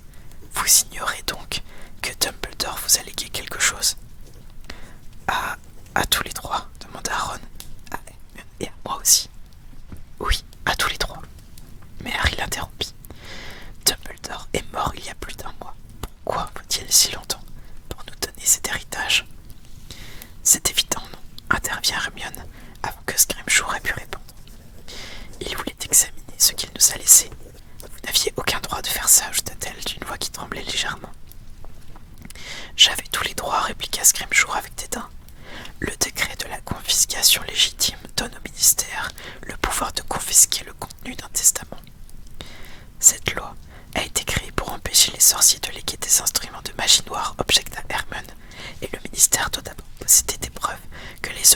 possession du défunt sont illégaux avant de les saisir. Vous voulez insinuer que Dumbledore a essayé de nous transmettre quelque chose de maléfique? Avez-vous l'intention de faire carrière dans la justice magique, Miss Granger? Interrogea Scrimgeour. Non, pas du tout. Car j'espère plutôt pouvoir faire un peu plus de bien dans le monde. Ron éclata de rire. Scrimgeour tourna un rapide regard vers lui, puis fixa à nouveau Harry lorsque celui-ci parla. Alors pourquoi avez-vous décidé maintenant que nous pouvons recevoir ce qui nous revient? Vous n'avez pas trouvé de prétexte pour les garder? Non, c'est simplement parce que le délai de 31 jours est écoulé, répondit aussitôt Hermione. Ils ne peuvent pas conserver les objets plus longtemps, à moins d'avoir pu prouver qu'ils étaient dangereux. C'est bien ça. Diriez-vous que vous étiez proche de Dumbledore, Ronald? Demanda Scrimgeour sans prêter attention à Hermione. Ron parut surpris. Moi? Non, pas. Ron de saut très vite. Hermione lui lança un regard qui signifiait tais-toi maintenant. Mais le mal était déjà fait. Scrimgeour semblait avoir entendu exactement la réponse qu'il attendait et qu'il souhaitait entendre. Il fondit sur Ron comme un rapace sur sa peau. Si vous n'étiez pas très proche de Dumbledore, comment expliquez-vous qu'il se soit souvenu de vous dans son testament? Le nombre de legs personnels qu'il contient est exceptionnellement réduit. La quasi-totalité de ce qu'il possède, sa bibliothèque privée, ses instruments magiques et ses effets personnels revient à Poudlard. Pourquoi pensez-vous qu'il vous ait ainsi distingué? Je ne sais pas, répondit Ron. Quand je disais que nous n'étions pas très proches, je crois quand même qu'il m'aimait bien. Tu es trop modeste, Ron, déclara Hermione. Dumbledore avait une très grande affection pour toi. C'était repousser un peu les limites de la vérité. Autant que Harry pouvait le savoir, Ron et Dumbledore ne s'étaient jamais trouvés seuls en tête-à-tête, et le nombre des contacts directs qu'il avait eus était négligeable. Mais, de toute façon, Scrimgeour ne semblait pas écouter. Il plongea d'une main sous sa cape et en sortit une bourse à cordon, beaucoup plus grande que celle offerte à Harry par Hagrid. Il prit à l'intérieur un roule de parchemin qu'il déroula et lut à haute voix. Dernière volonté et testament d'Albus Perceval Wulfric Brian Dumbledore. Voyons. Ah, voilà. À Ronald Pilius Weasley, je laisse mon déluminateur dans l'espoir qu'il se souviendra de moi lorsqu'il s'en servira. Scrimgeour prit dans le sac un objet que Harry avait déjà vu auparavant. On aurait dit un petit briquet d'argent, mais il savait qu'il était doté de pouvoir d'éteindre et de rallumer grâce à un simple geste de doigt. Toute source de lumière proche de lui. Scrimgeour se pencha et donna le déluminateur à Ron qui le retourna dans ses mains, l'air stupéfait. C'est un objet de grande valeur, commenta Scrimgeour en observant Ron. Peut-être même est-il unique. En tout cas, il est certain que Dumbledore l'a conçu lui-même. Pourquoi, à votre avis, vous a-t-il légué un instrument si rare? Ron hocha la tête d'un air perplexe. Dumbledore a dû avoir des milliers d'élèves, insista Scrimgeour. Pourtant, vous êtes tous les trois les seuls dont il se souvienne dans son testament. Pour quelle raison? Quel usage pensait-il que vous feriez de ce déluminateur, monsieur Weasley? Il pensait que j'éteindrais les lumières, j'imagine, grommela Ron. À quoi ça servirait d'autre? De toute évidence, Scrimgeour n'avait pas d'autre idée à proposer. Après avoir fixé Ron de ses yeux plissés pendant quelques instants, il se pencha à nouveau sur le testament de Dumbledore. Bonne nuit, vous repose-ta bien. Merci d'être resté, c'est cool. À Miss Granger, à Miss Hermione, Jean du coup Granger, je lègue mon exemplaire des contes de Bill le Barde dans l'espoir qu'elle y trouvera de quoi se divertir et s'instruire.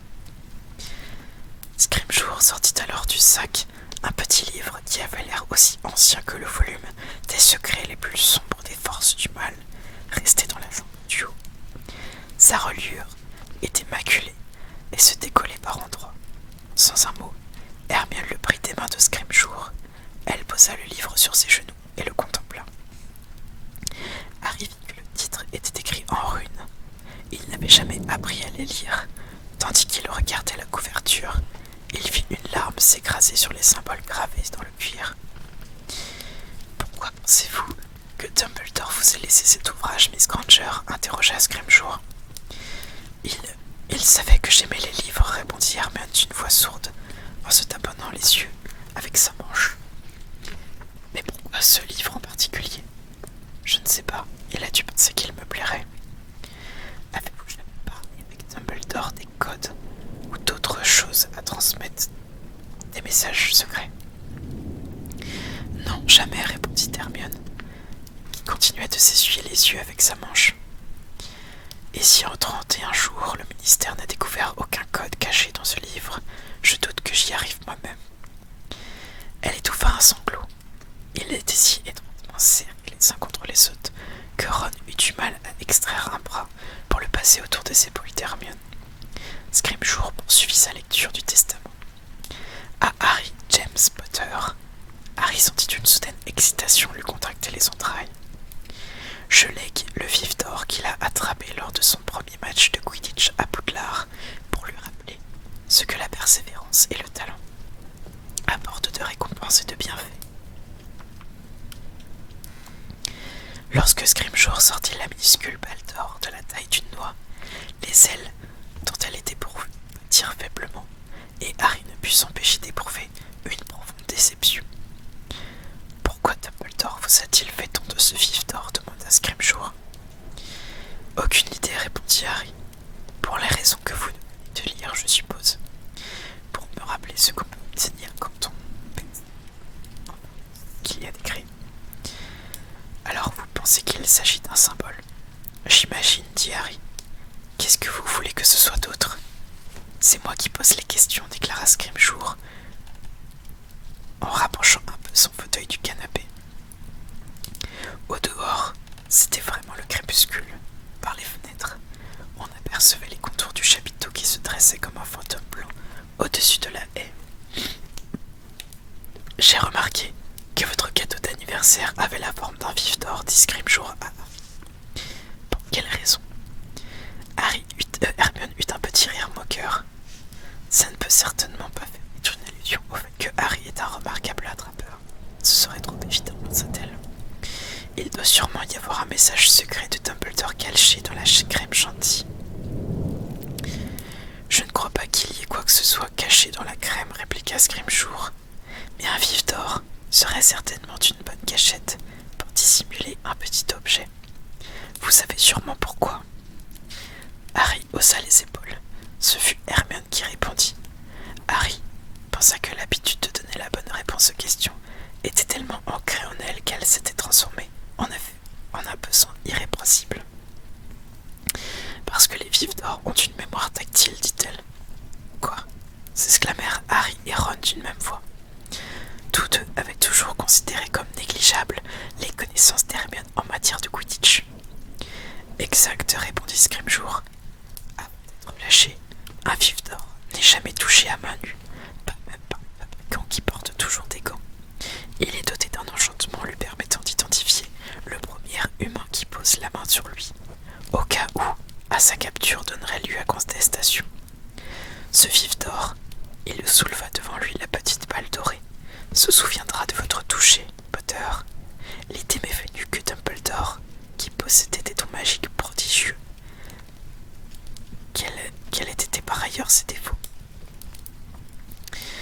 a peut-être ensorcelé ce vif afin qu'il puisse s'ouvrir que pour vous. Le cœur de Harry se mit à battre plus fort. Il était persuadé que Scrimgeour avait raison, mais comment éviter de prendre le vif à main nue devant le ministre? Vous restez silencieux, remarqua Scrimgeour. Peut-être savez-vous déjà ce que contient ce vif? Non, affirma Harry, qui se demandait toujours comment faire semblant de prendre l'objet sans le toucher véritablement. Si seulement il avait su pratiquer la légimancie, la pratiquer vraiment, il aurait pu lire les pensées d'Hermione. Il avait presque l'impression d'entendre son cerveau vibrer à côté de lui. Prenez-le, dit Scrimgeour à voix basse. Harry croisa le regard au reflet jaune du ministre et comprit qu'il n'avait d'autre possibilité que d'obéir. Il tendit la main. Scrimgeour se pencha de nouveau et posa le vif d'or lentement, délibérément dans la de Harry. Rien ne se produisit lorsque Harry referma les doigts sur le vif. Ses ailes fatiguées battirent un instant, puis s'immobilisèrent. Scrimgeour, Ron et Hermione observaient avec des yeux avides la petite balle à moitié cachée, comme s'ils espéraient qu'elle allait se transformer en quelque chose d'autre. Voilà qui est spectaculaire, dit froidement Harry. Ron et Hermione éclatèrent de rire. C'est tout maintenant, demanda Hermione, qui esquissa un geste pour s'arracher du canapé. Pas tout à fait, répondit Scrimgeour, avec un air de mauvaise humeur. Dumbledore vous a légué autre chose, Potter. Quoi? Interrogea Harry, son excitation ravivée. Cette fois, Scrimgeour ne prit pas la peine de lire le testament. L'épée de Gryffondor, dit-il. Hermione et Ron se raidirent. Harry regarda, s'attendant à voir apparaître la poignée incrustée de rubis, mais Scrimgeour ne sortit pas l'épée du sac de cuir qui, d'ailleurs, ne paraissait pas assez grand pour la contenir. Alors où est-elle? Demanda Harry d'un ton soupçonneux. Malheureusement, répondit Scrimgeour, il n'appartenait pas à Dumbledore de faire don de cette épée. L'épée de Godric Gryffondor est un objet d'une grande importance historique, et en tant que telle, elle appartient à Harry, s'exclama Hermione. L'épée l'a choisie, c'est lui qui l'a trouvée. Elle est sortie du joie chiquier pour venir à lui. Selon des sources historiques dignes de foi, l'épée se présente parfois à tout élève de Gryffondor qui s'en montre digne, expliqua Scrimgeour. Il n'en fait pas exclusif de Monsieur Potter, quelle que soit la décision de Dumbledore. Scrimgeour gratta sa joue mal rasée, en scrutant le visage de Harry. Pourquoi pensez-vous que Dumbledore ait voulu me donner l'épée? Acheva Harry, qui s'efforçait de rester calme. Peut-être pensait-il qu'elle irait bien sur le mur de mon salon. Ce n'est pas une plaisanterie, Potter, grogna Scrimgeour. Était-ce parce que Dumbledore croyait que seule l'épée de Godric Gryffondor pouvait vaincre l'héritier de Serpentard? Souhaitait-il vous la confier parce qu'il était convaincu, comme beaucoup d'autres, que vous êtes destiné à anéantir celui dont on ne doit pas prononcer le nom? Intéressante théorie, commenta Harry. Quelqu'un a-t-il déjà tenté de passer une épée à travers du corps de Voldemort? Le ministère devrait peut-être envoyer quelques-uns de ses employés étudier la question, plutôt que de leur faire perdre leur temps à démonter des déluminateurs ou à cacher au public les évasions d'Azkaban. C'est donc ainsi que vous occupez vos journées, monsieur le ministre, enfermé dans votre bureau à essayer d'ouvrir un vif d'or. Des gens meurent, c'est ce qui a failli m'arriver. Voldemort m'a poursuivi à travers 3 contrées. Il a tué moi le greffe au l'œil, mais le ministère n'en a pas dit un mot. N'est-ce pas? Et vous pensez toujours que nous allons coopérer? Vous allez trop loin, s'écria Scrimgeour en se levant. D'un bond, Harry se leva à son tour. Scrimgeour s'avança vers lui d'un pas claudiquant et lui enfonça brutalement dans la poitrine le bout de sa baguette magique. Elle perça d'un trou dans le t-shirt de Harry à la manière d'une brûlure de cigarette. « Oh là !» s'exclama Ron qui avait bondi, sa baguette levée. Mais Harry l'arrêta d'un geste. « Non, lança-t-il. Tu veux lui donner un prétexte pour nous arrêter? Je vous rappelle que vous n'êtes pas retourné à l'école, reprit Scrimgeour, en respirant bruyamment à quelques centimètres du visage de Harry. Je vous rappelle aussi que je ne suis pas Dumbledore, qui pardonnerait votre insolence et votre insubordination. Vous portez peut-être une cicatrice comme couronne, Potter, mais il n'appartient pas à un garçon de 17 ans de me dire comment je dois faire mon travail. Il serait temps que vous appreniez à manifester un peu de respect, et il serait temps que vous le méritiez, répliqua Harry. Le sol vibra. Il y eut des bruits de pas précipités, puis la porte du salon s'ouvrit à la volée, et monsieur et madame Weasley entrèrent en courant. Nous avons cru entendre, commença monsieur Weasley, l'air très inquiet en voyant Harry et le ministre pratiquement nez à nez. Des éclats de voix, acheva madame Weasley haletante. Scrimgeour recula de 2 pas et jeta un coup d'œil au trou qu'il avait fait dans le t-shirt de Harry. Il semblait regretter d'avoir perdu son calme. Ce n'était rien, grogna-t-il. Je regrette votre attitude, ajouta-t-il en regardant à nouveau Harry dans les yeux. Vous avez l'air de penser que le ministère ne désire pas la même chose que vous, que Dumbledore. Nous devrions travailler ensemble. Je n'aime pas vos méthodes, monsieur le ministre, répondit Harry. Vous vous souvenez? Il leva son poing droit et montra pour la deuxième fois à Scrimgeour les cicatrices blanchâtres qu'avait laissées sur le dos de sa main les mots « Je ne dois pas dire de mensonge ». Les traits de Scrimgeour se durcissent. Il se tourna sans ajouter un mot et sortit de la pièce en boitant.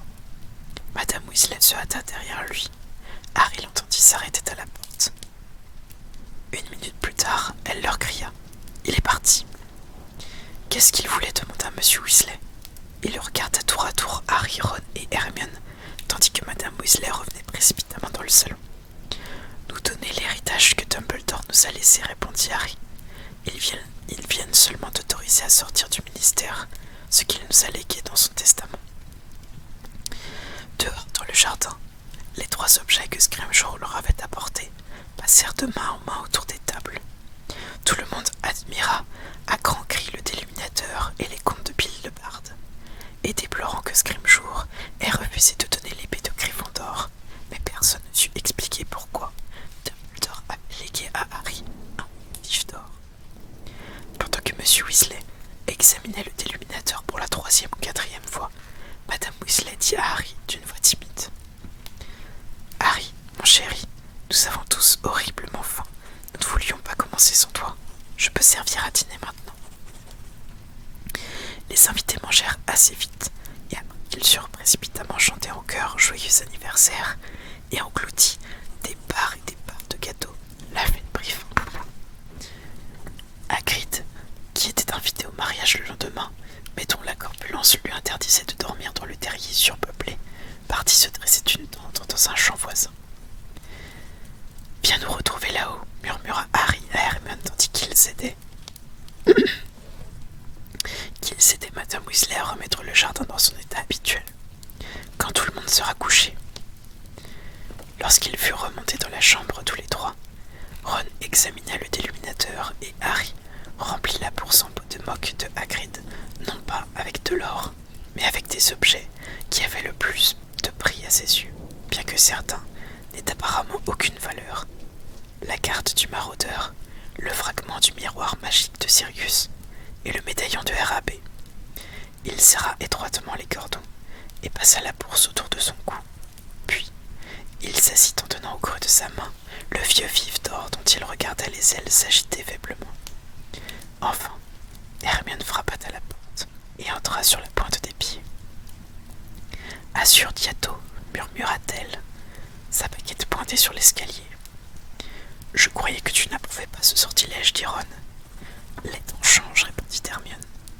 Montre-nous donc un peu le déluminateur. » Ron ne se fit pas prier.